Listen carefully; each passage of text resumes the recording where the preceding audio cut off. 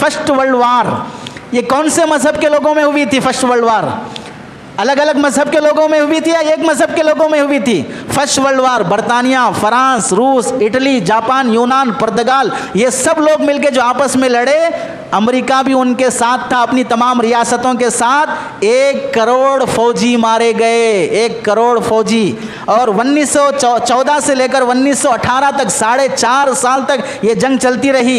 21 million लोग मारे गए इसमें, 21 मिलियन लोग फर्स्ट वर्ल्ड वार में मारे गए। और कौन लोग थे? सब ये कानून को फॉलो करने वाले थे, यानी सब ईसाई मजहब के फॉलोवर्स थे।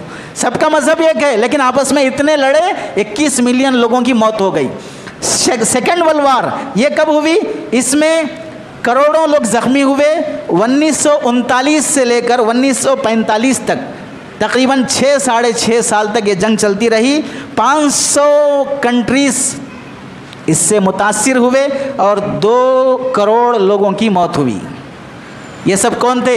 एक कानून को फॉलो करने वाले थे। और आप कहते हैं एक कॉमन सिविल कोड रहेगा तो फिर सब में अमन शांति आएगी। इनमें क्यों अमन शांति नहीं आई? और आप 56 मुस्लिम कंट्रीज़ हैं, आप बताइए सऊदिया यमन पे बमबारी नहीं करा, कतर को बैन नहीं करा, मुल्क शाम के साथ हमदर्दी दिखा रहा है। आपस में सब मुस्लिम कंट्रीज़ हैं, लेकिन क्यों लड़के मर रहे हैं? पता चला मज़हब एक होने से, कानून एक होने से अमन और शांति आती नहीं है। और हमारे मुल्क की रिपोर्ट है कि यहाँ पर राजाओं की जंग नहीं चली। तेलुगु किताबों में हमने बचपन में पढ़ा था कौरु उलू पांडु उलू की जंगें, उनकी आपस में जंगें नहीं चली हैं। तो जाहिर सी बात है एक मज़हब के फॉलोवर्स, ईसाइयों में भी जंगें चली, मुसलमानों में भी जंगें चली, गैर मुस्लिमों में भी जंगें चली, तो फिर ये कानून की बात कहाँ करते हैं?